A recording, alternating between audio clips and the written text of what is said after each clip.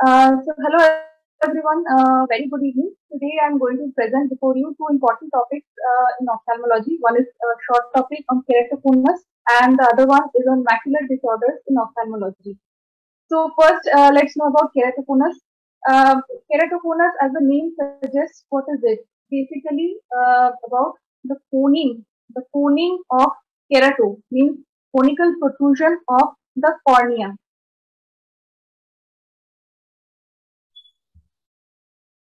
Okay, as you can see in this clinical image, this is the normal cornea. This is the normal corneal curvature, and this is the abnormal cornea where there is a protrusion, anterior protrusion of the cornea. Okay, I'll enlarge it a bit so that you can see the difference. This is enlarged protruded. Okay, so this is keratoconus. This is a hereditary disease characterized by non-inflammatory, usually bilateral ectasia of the cornea, giving it a conical shape with irregular myopic astigmatism. Okay, so this is keratoconus. How does it present clinically to us? Commonly, what we see is a young male or female patient presenting to your OPD with a history of frequent change of glasses. Frequent change of glasses, and on examination, you find there is astigmatism, sometimes high astigmatism, and increased keratometry values. So, this is a typical history of frequent change of glasses in a young male or female. But then how to, be sure about it? This can be a differential that, okay, this might be a keratoconus, might be a suspect, but how to be sure about it? For that, for the early cases of keratoconus, what you need to do to confirm your diagnosis is a corneal topography. Okay, what is a corneal topography? It basically gives you a very detailed evaluation of the corneal surface, of the corneal curvature. What you use is pentacam or orb scan. Okay, this is important for your MCQ purpose. Early keratoconus can be diagnosed by corneal topography. One MCQ. Okay, so now let's talk about what are the clinical features, other clinical features seen in keratoconus. Whatever I am now going to discuss about the clinical signs, these all are seen in advanced cases of keratoconus. Early keratoconus, these signs are not seen. Early keratoconus, you have to have a high suspicion level and you have to perform a corneal topography to confirm your diagnosis. These clinical signs will not be seen in early cases. Okay. So in advanced cases, what are the signs? Let's come one by one. Box eye. What is box eye? Box eye, this is also important for your MCQ purpose. Box eye are these fine lines. Can you see these fine lines? Fine vertical lines. Fine vertical lines seen inside the cornea. Okay. These fine lines seen inside the cornea, these are called box eye, and they disappear on pressure. If you put a slight pressure on the cornea, you will find that these lines have disappeared. Okay. Now comes the next sign, that is prominent corneal nerve. This is also important for your MCQ. Where are the prominent corneal nerves seen what are the cases? Number 1 is keratoconus. Number 2, leprosy. Number 3, neurofibromatosis. This is an MCQ which can come like all except or something around it. Okay. Here you can see in the clinical picture these white lines. These are the prominent corneal nerves. Okay. So the next sign, Fleischer's ring. Also important to know what is the Fleischer's ring. This you can see this ring shape thing you can see. Okay. This is a ring at the base of the cone. The cone which we are talking about, this cone. At the base of this cone, at the base of this cone, you will find deposition of iron. Iron deposition at the base of the cone, and this you see as a ring formation. This is seen in blue filter on slit lamp. Okay. Next is hurricane keratopathy. This can also sometimes happen, not in all cases. In some cases, you can have a hurricane keratopathy. This is like a ball-shaped, deposits seen on the corneal surface with fluorescein stain. Looks like a hurricane, going on there. So it's a hurricane keratopathy. Next, we come to this sign, which is also very important. Munson sign, very important for your MCQ purpose. Munson sign, what is it? You can see this clinical picture. What can you see? You can see a very advanced cone. A very advanced cone in a keratoconus. This is causing, what is it causing? It is causing this thing. The lower lid, there's a V-shaped indentation of lower eyelid, right?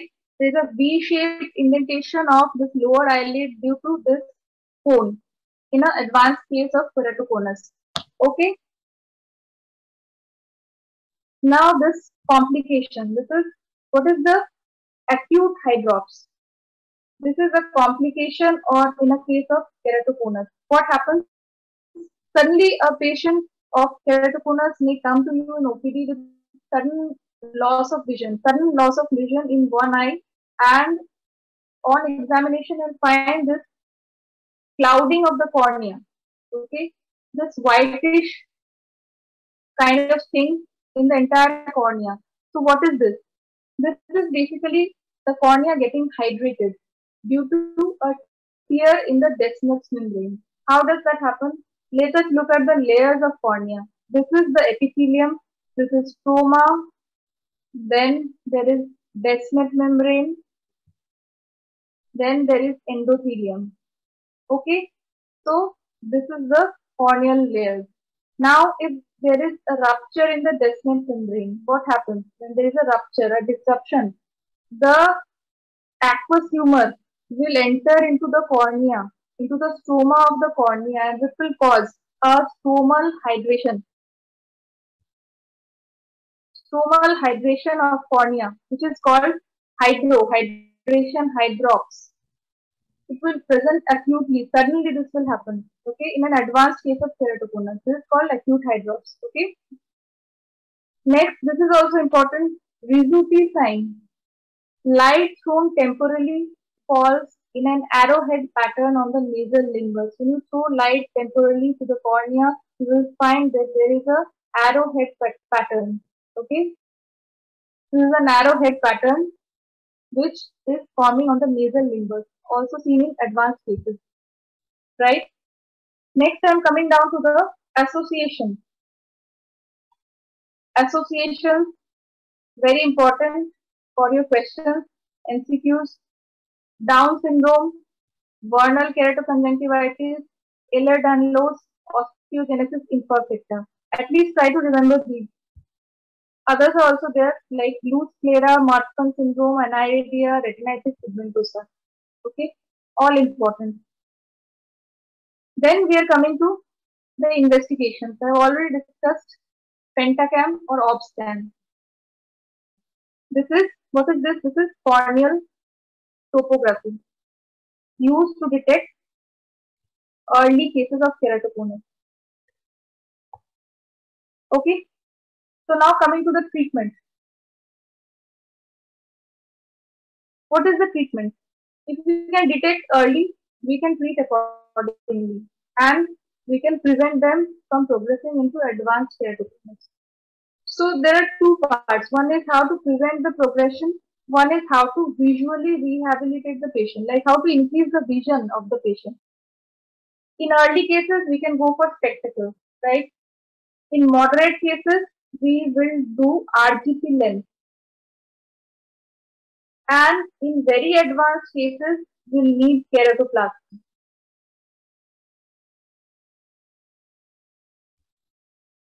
So now RGP lens. Why RGP lens? RGP lens is rigid gas permeable contact lens. So it's a rigid hard lens sitting on the cornea. Why not a soft lens? Because a soft lens will not be able to, flatten this protrusion, the protrusion on the cornea. You cannot flatten this with a soft lens. You need a rigid lens to flatten this cornea and make it the corneal curvature, make it like this. Normalize the corneal curvature. The corneal curvature, if it is normalized, what will happen? The problem will it gets solved. The astigmatism decreases. This cone shaped protrusion is no more there. So the vision improves. So that's the way we use RGP lens to improve the vision of these patients. Okay.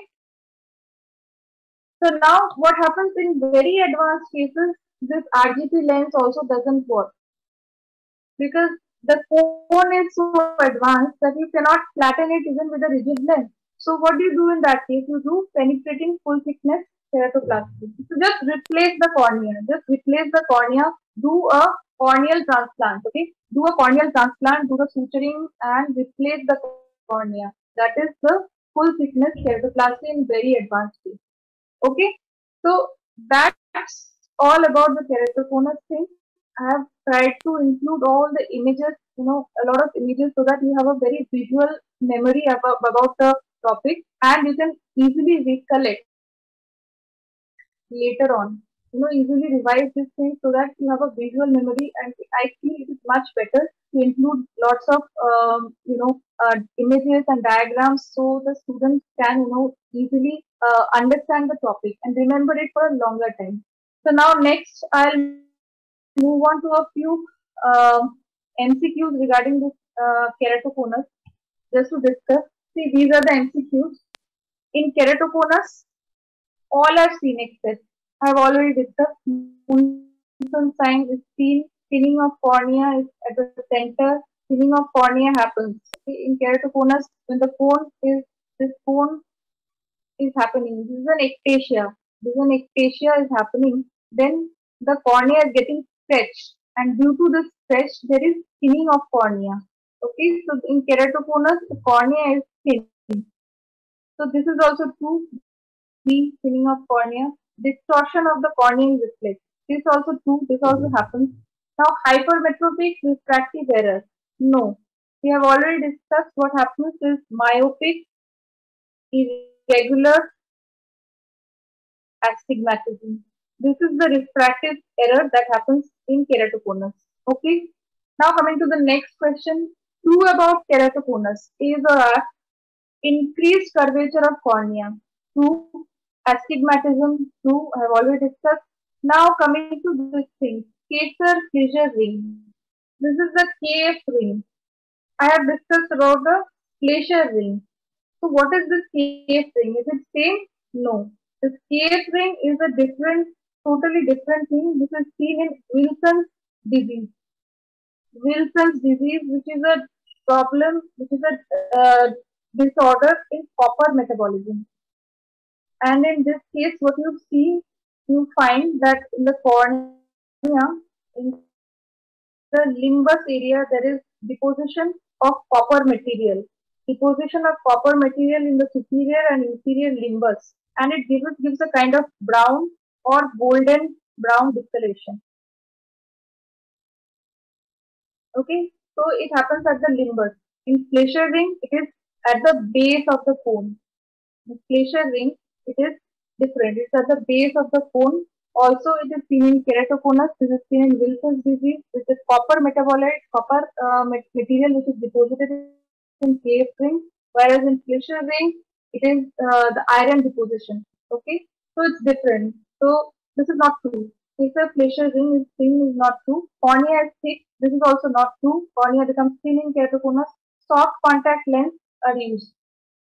Just now I have discussed regarding the treatment that soft contact lens is not helpful in keratoconus. Okay, so going to the next question, early keratoconus may be diagnosed by this. I have discussed multiple times. This is corneal topography. Okay, so corneal topography is the, or which is also the one plus pentacam and obcam. Now next question, prominent corneal nerves. Prominent corneal nerves may be seen in all of the following except keratoconus is seen, herpes simplex no, leprosy seen, neurofibromatosis. These three, A, C, and D, you can see prominent corneal nerves. Then two about keratoconus, Munson sign, two protrusion of anterior and posterior cornea, two Fleischer's sign positive. It's a Fleischer's sign. It's not a sign. It's a Fleischer's ring. Okay, it's a Fleischer's ring which is found in keratoconus. So discussed a few MCQs also regarding that. These are the common things which are generally asked regarding keratoconus. Okay. So next I'll move to my other topic, that is macular disorders in ophthalmology.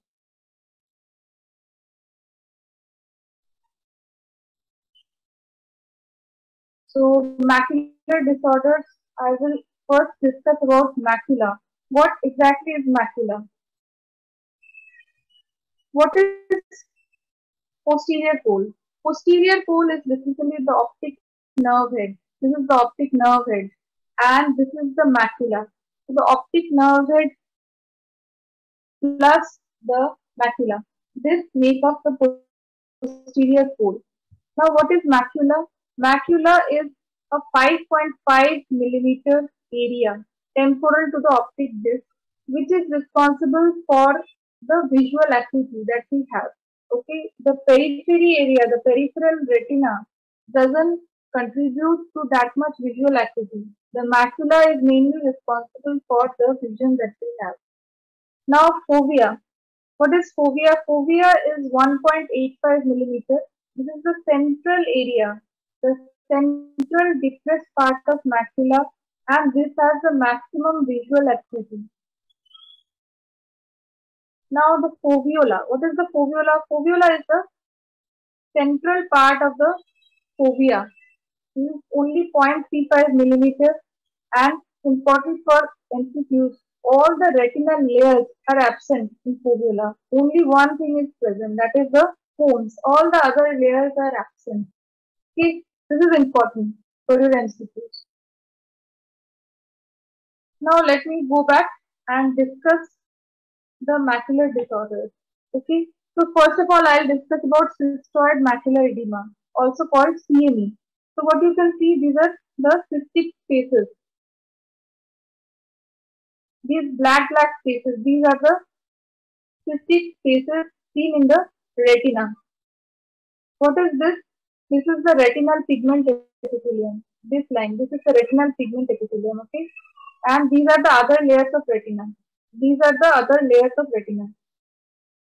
And there is intraretinal, these are the cystic spaces.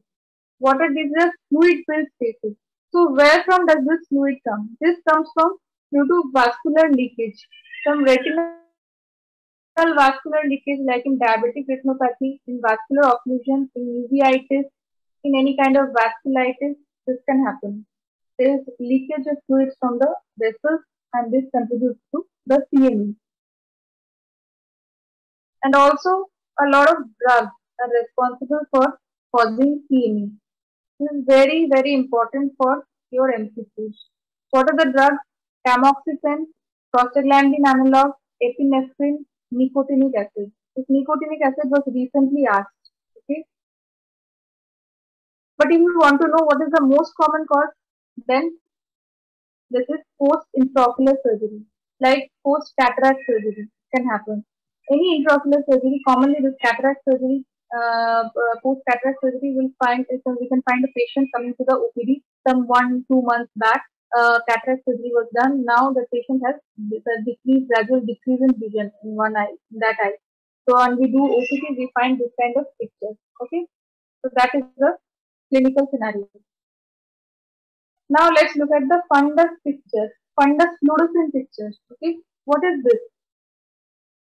This is called flower petal appearance. It looks like flower, right? Looks like flower petal appearance. This is seen in cystoid macular edema on the fundus fluorescence angiography. Now coming to the treatment. What are the treatments? Treatment is commonly in NSAID, non-steroidal anti-inflammatory drugs like Nepafenac. Nepafenac we give to the patient and it gradually resolves. This macular edema gradually resolves with Nepafenac only in most of the cases. But sometimes we might need to do a laser photocoagulation in the area of the leakage. You have to find the leakage area by doing a fluorescent angiography and then do a laser in that area to stop that leakage. In some cases, you might need. Some cases also might need some steroids. Okay. So now coming to macular hole. What is macular hole? Look at this picture. This is macular hole. This entire area, you find that there are no retinal layers.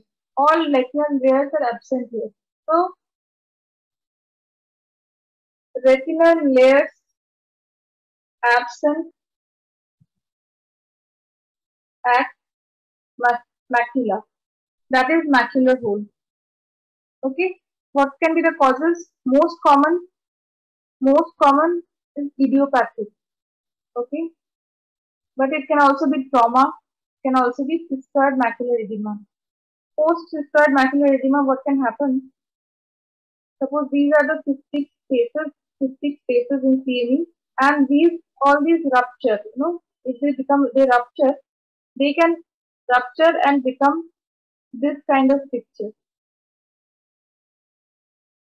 Okay, this kind of picture where there is no retinal layer in this area. So it can happen post CME also. But most common is idiopathic cause in macular hole. Now moving on to another macular disorder, central serous retinopathy. Very important for your MCQs. What is CSR? What happens? This is the picture. This is the OCT picture. This is the retinal pigment epithelium and these are the other layers of retina. Okay. So this potential space, this is called the subretinal space. Okay. This is called the subretinal space. And in this subretinal space, there is fluid accumulation. And this fluid accumulation in subretinal space, this is CSR. Why does this happen? Because of RPE dysfunction. Leads to accumulation of fluid in subretinal space, which causes localized detachment of sensitive retina at macula.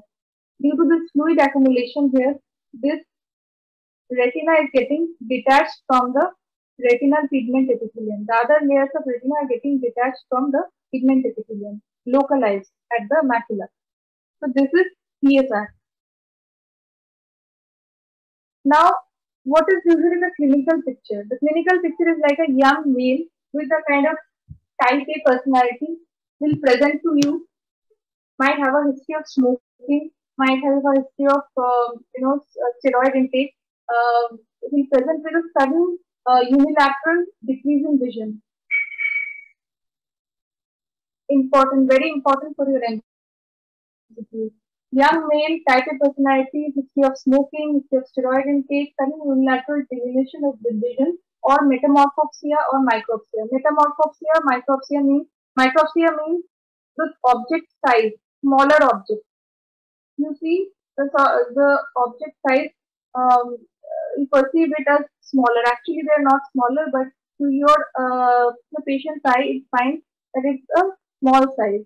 Actually, it is not. That is micropsia. And metamorphopsia is the altered shape and the distortion. Suppose a straight line, if you see that it is not straight, it's kind of wavy.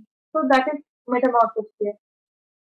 And also important is hyperopic shift. On examination, you might find that the patient initially was having maybe in the past he was having -2 diopter of refractive error. Now he has CSR and his refractive error has become +1 diopter. So from this minus power, he has gradually developed hypermetropia. This is hyperopic shift. Why does this happen?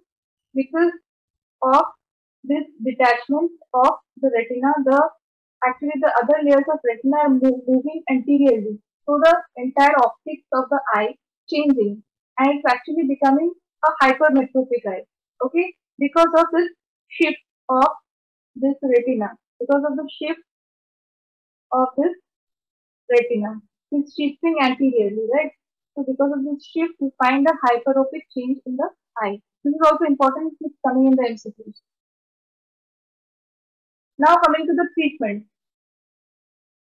What is the treatment? Usually you don't need any treatment in CSR. It resolves spontaneously. It might take 2 months, it might take around 3 months, but mostly it resolves. But in some cases, if it doesn't resolve in a couple of months, then you might need a laser photocoagulation, okay, to resolve it. Now also the FA picture in CSR. How is it?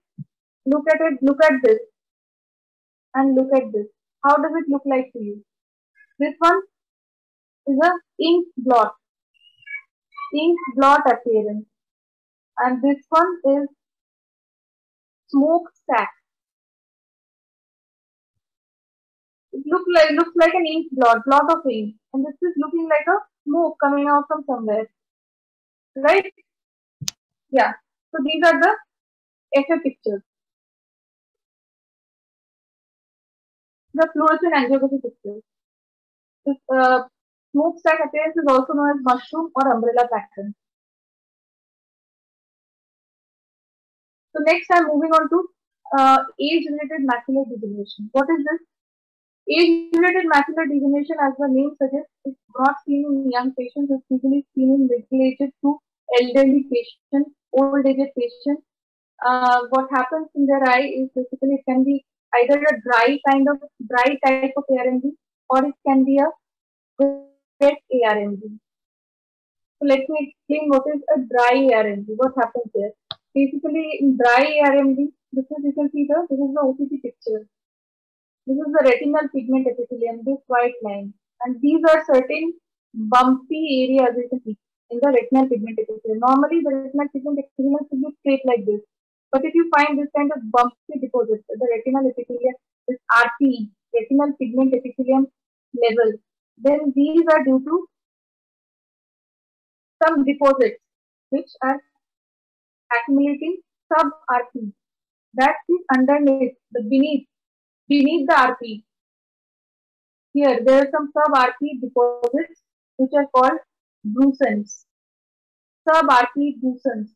They are deposits of lipofuscin depositing between the retinal pigment epithelium and the choroid. These brucins you can see here in the fundus photo. These white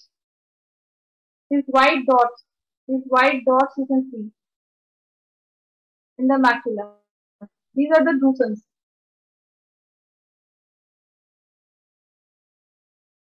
Okay, so this is lipofuscin debris accumulation between retinal pigment epithelium and Bruch's membrane of choroid, known as brucins, and this can eventually cause an atrophy of the macular area, a macular atrophy, which is known as geographic atrophy. This area can become atrophic if it progresses. Investigation of choice in ARMD. Indocyanine green angiography. Important for your question. Now the other type of ARMD, what is this? This is an exudative ARMD or wet ARMD. From the name, what do you suggest? This is a exudates. There will be some exudates there, right? So where from these exudates come? These exudates keep coming from the choroid area. Okay? In this area, you can see the RP is elevated like this. Why? Because from the choroid, some choriocapillaries are flowing into the retina. They breach the RP, they cross the RP and enter into the retina, and thus they create this kind of picture. Okay, these areas. Okay. The choriocapillaries growing into the retina. The capillaries, choroid capillaries were growing into the retina and forming a fibrovascular tissue, a fibrovascular tissue proliferation, which is known as choroidal neovascular membrane, in short CNVM. This you can see in the fundus picture. There is a grayish membrane here seen. There is some blood which is seen here. There is some blood also seen here. Because this fibrovascular is a vascular tissue, because it's coming from the choroidal capillary. So this can cause some exudation, some bleeding at the area of the CNVM. Okay, so there is a grayish membrane with some bleeding, some exudates here.